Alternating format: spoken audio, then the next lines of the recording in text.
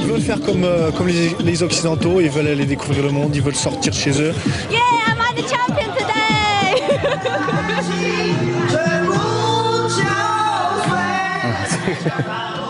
Oui, oui, c'est cher, c'est vrai. Mes œuvres sont très chères.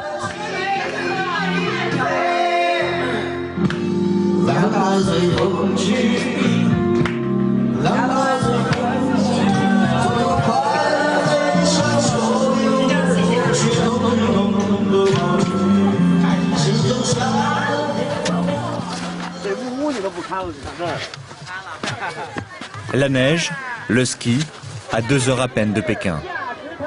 C'est le dernier sport à la mode et ce jour-là, la petite station de Nanshan organise son fameux concours de bikini ski.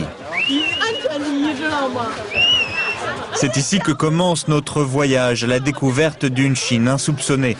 À Nanshan Ski, ce jour-là, une dizaine de jeunes femmes vont descendre la piste, plus ou moins habillées et toutes déguisées. Séance préparation, un jury va noter le costume. Il y a bien sûr une prime à l'originalité et l'extravagance. C'est une pure opération marketing. Avec son concours, la station qui compte une dizaine de pistes obtiendra le lendemain un article avec photo dans le China Daily, le quotidien officiel en Chine. Parmi les concurrents, il y a 2 Français, les seuls étrangers, des cadres de l'entreprise Rossignol. En Chine depuis plusieurs mois, leur présence ne doit rien au hasard. C'est plus intéressant qu'en France en fait. Il y a tellement de choses à faire que dans tellement de domaines différents, que ce soit le ski ou le snowboard, il y a tout à faire. C'est ça qui est super intéressant. On parle de la construction des stations, au développement du matériel, trouver du matériel qui correspond au marché, à la communication, tout. Première descente avec le dossard numéro 20. Un costume typiquement chinois, le public apprécie. Des citadins plutôt aisés qui peuvent s'offrir le forfait quotidien, environ 40 €, sans compter la location des skis. Les candidates se suivent, chacune avec sa méthode pour séduire le jury.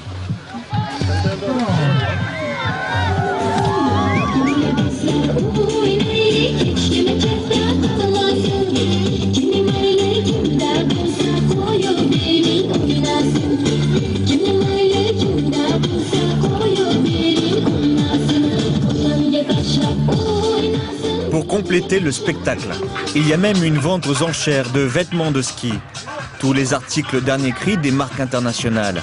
Comment consommer en s'amusant.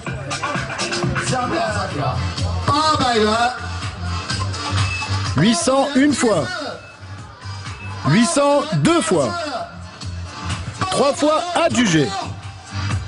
Dans le public, un homme savoure son succès. C'est le patron de la station qui a créé Nanshan Ski en 2001.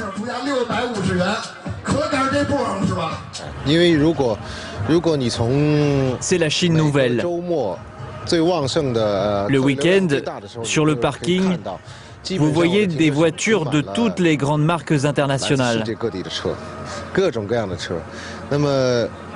En plus, grâce à la nouvelle autoroute qui passe près d'ici, tout le monde vient. Et c'est de plus en plus une clientèle riche. Évidemment, tout cela a beaucoup de liens avec le développement économique de la Chine et le pouvoir d'achat aussi, c'est sûr.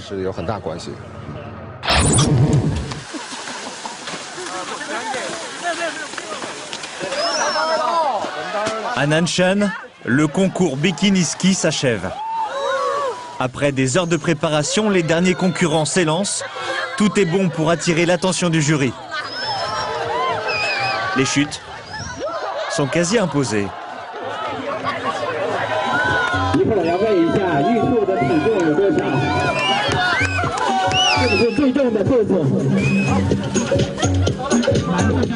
Comme prévu, les Français assurent le spectacle. Curiosité pour les Chinois qui s'attendent à une démonstration de ski. Les Alpes ici restent la référence.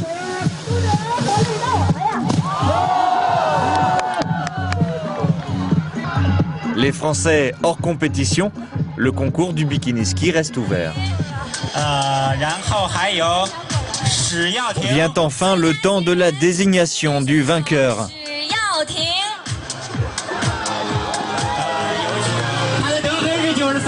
C'est lui, un travesti ami de Susanna. Il s'appelle Yajigang, pas peu fier de sa victoire.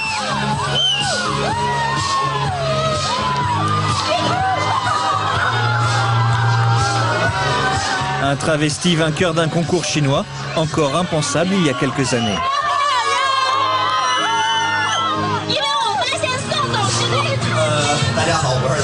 Bonjour tout le monde. Je viens du club de Xiongling. Tous mes amis sont là. En fait, je dois vous dire, je m'appelle pas Youtou le lapin. Ici, je voudrais vous dévoiler mon secret.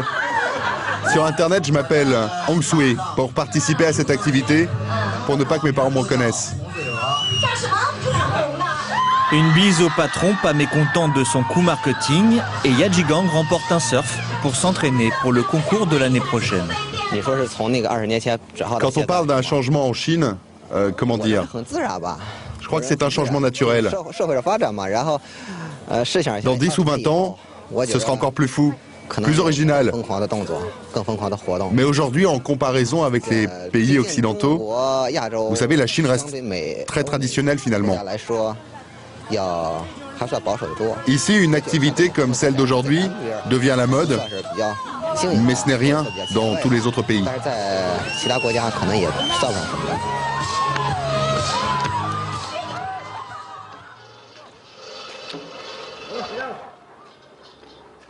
À quelques centaines de mètres de la station, le village de Nanshan. Ici, pas de déguisement ni de surf, mais des légumes que l'on place sous la paille pour les maintenir à température. Le village est peuplé de paysans qui sont souvent les oubliés du miracle chinois, une accélération phénoménale du pouvoir d'achat qui touche les villes mais pas les campagnes.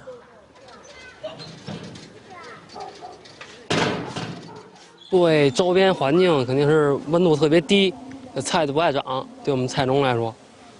problème, c'est que la station de ski fait baisser les températures. Et par la même occasion, notre production de légumes à nous. Ça ne nous fait que du mal. En plus, les canons à neige envoient de la neige sur nos champs à nous. Du coup, ici, il fait 3 à 4 degrés de moins que dans le village voisin. Et en plus, cela fait beaucoup de bruit quand toutes ces machines fonctionnent en même temps. Côté salaire, pour nous, aucun profit. Rien n'a changé, toujours les mêmes revenus. Pour moi, il n'y a aucun progrès. Je ne travaille que sur la terre.